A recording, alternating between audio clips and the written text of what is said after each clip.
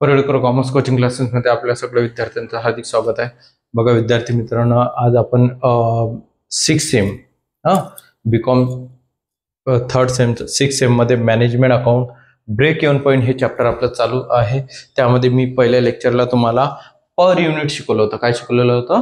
Per unit. आज आपण per unit मध्ये फक्त रुपीज बघणार आहोत. काय बघणार आहोत? फक्त रुपीज. आता आज यामध्ये आपल्याला इथं व्हरायबल कॉस्ट आणि फिक्स कॉस्ट दिलेला आहे.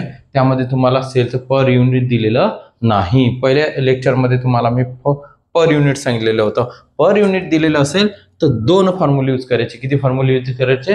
2 फॉर्म्युले यूज करायचे आहेत तुम्हाला. आणि फक्त रुपीज दिलेलं असेल तर फक्त एकच फॉर्म्युला यूज करायचा आहे, जो सुरुवातीचा आपण करतो. आणि पर युनिट असेल तर इथं पर युनिटची संख्या तर 10, 15, 20. इथं सुद्धा जे 5, 15, 20, 25 जी काय असेल XYZ त्या दिलेल्या असतील. परंतु आता इथे ह्या टोटल व्हरायबल कॉस्ट आणि फिक्स कॉस्टच्या अमाऊंट आपल्याला दिलेल्या आहेत, त्या सेलच्या आहेत त्या. बघा आता फॉर्म्युला जो मी शिकवला होता तुम्हाला तोच आहे, चेंज नाही. Calculations of break even point. Calculation of break even point BEP in rupees is equal to formula F upon 1 minus V upon S. F upon 1 minus V upon S. V म्हणजे व्हरायबल cost, S म्हणजे sale, F म्हणजे fix cost. बघा विद्यार्थी मित्रांनो, F म्हणजे fix cost किती दिलेली आहे आपल्याला? 15,000. किती दिलेली आहे? 15,000. त्यानंतर 1 V म्हणजे व्हरायबल कॉस्ट किती आहे? 30,000. हे 30,000. बघा 30,000. 1 मायनस 30,000. आता तुम्हाला सेल म्हणजे किती दिलेलं आहे आपल्याला? 50,000. किती दिलेलं आहे? 50,000.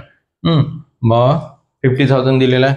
बघा आता हे संख्या 1 ही संख्या यांचं मल्टिप्लिकेशन करायचं. ही संख्या काढायची आपल्याला. त्यासाठी यांचं काय करावं लागते? मल्टिप्लिकेशन. काय करावं लागते? मल्टिप्लिकेशन. काय करावं लागते? मल्टिप्लिकेशन म्हणजे गुणाकार करायचा. काय करायचा? यांचा गुणाकार करायचा. मग 50,000 अपॉन यांचं मल्टिप्लिकेशन केलं, 1 ला मल्टिप्लिकेशन केल्यावर तीच संख्या येणार आहे, चेंज होणार नाही. म्हणजेच 50,000 मायनस 30,000. याला डिवायडेशन 50,000. त्याला डिवायडेशन किती? 50,000. त्याला डिवायडेशन किती? 50,000. बघा तर त्यामध्ये आता आपल्याला इथं 50,000 50,000 मधून 30,000 गेले, 20,000 राहतात. 20,000 त्याला डिवायडेशन पुन्हा 50,000. आता बघा इथं 2 डिवायडेशन झालेले आहे तुमचे. किती डिवायडेशन झालेले आहे? 2 डिवायडेशन झालेले आहेत. त्यामुळे काय करायचं आहे तुम्हाला? आता ह्या संख्या ज्या असतात ह्या एक संख्या खालची वरती न्यायची. म्हणजे 15,000 इंटू 50,000, 15,000 गुणिला 50, आणि हे 20,000. किती आले? 20,000. बघा मग आता काय करायचं तुम्हाला? तुम्हाला खूप कठीण जात असेल, सोपी जात असेल, 15,000 इंटू 50,000 करा, मल्टिप्लिकेशन कॅल्सीवर करा आणि त्याला डिवायडेशन 20,000 करा, आन्सर येऊन जाणार. परंतु आता हे 4 झिरो कट करायचे, 4 झिरो कट करायचे. तुम्हाला वाटतं या दोघांचं मल्टिप्लिकेशन, 15,000 इंटू 5 अपॉन 2. म्हणजे बघा आता मग या दोघांचं डिवायडेशन म्हणजे यांचं मल्टिप्लिकेशन 75,000. 70 किती येणार? 5,000 डिवायडेड बाय 2. म्हणजेच त्याचा आन्सर येणार आहे 37,500. 37,500 म्हणजेच BEP येणार आहे त्याचं BEP in rupees.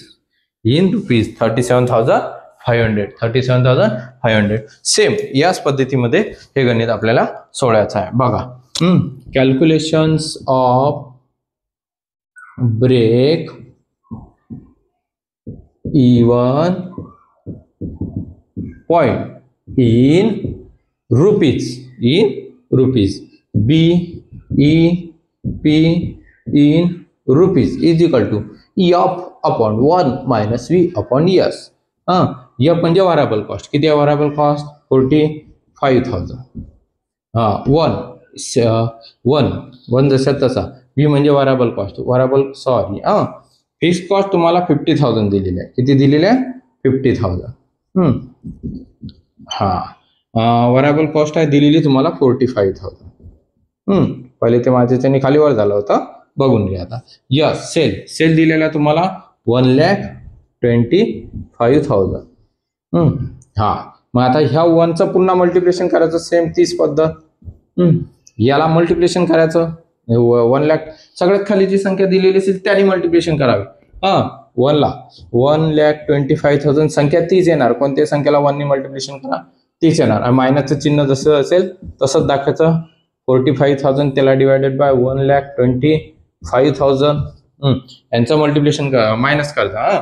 Is equal to इथं लिहायचं बरं तुम्ही BEP in rupees is equal to 50,000 divided by 1,25,000 मधून 45,000 मायनस करा 80,000 राहतं. मग हे 80,000 याला divided by 1,25,000 is equal to 50,000 divided by 80,000. Sorry या संख्येला वरती न्यायचं. इथं 80,000च येतील. 80,000 इंटू 1,25,000. दोन डिवायडेशन आलेले आहेत. किती डिवायडेशन आले? 2. मग एक संख्या काय करायची? वरती घेऊन जायची. मग इंटू होणार. ते काय होणार? ते इंटू. इंटू झाली. आता हे 4 0 कट करा, हे 4 0 कट करा, म्हणजे 4 4 0 कट केले. 125,500चा किती होतो? 625 होणार. 6,25,000 येतील ते. 6,25,000 डिवायडेड बाय 8 म्हणजेच तुमचं BEP इन रुपीज येणार आहे. रुपीज. याला डिवायडेशन करता. याला काय करतात? डिवायडेशन 78,125 78,225 म्हणजेच हे तुमचं BEP इन रुपीज मध्ये येणार. BEP इन रुपीज मध्ये येणार. तर management account break even point हे तुम्हाला रुपीज मध्ये दिलेले आहेत. कशामध्ये दिलेले आहेत?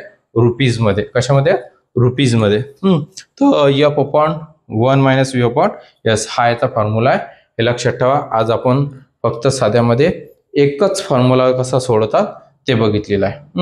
आता नेक्स्ट एक्झाम्पलला आपण 2, 3, 4 याच गणिताचे कसे फॉर्म्युले काढायचे ते नंतर बघणार आहोत. आणि व्हिडिओ आवडल्यास लाईक, शेअर्स आणि सबस्क्राईब जरूर करा.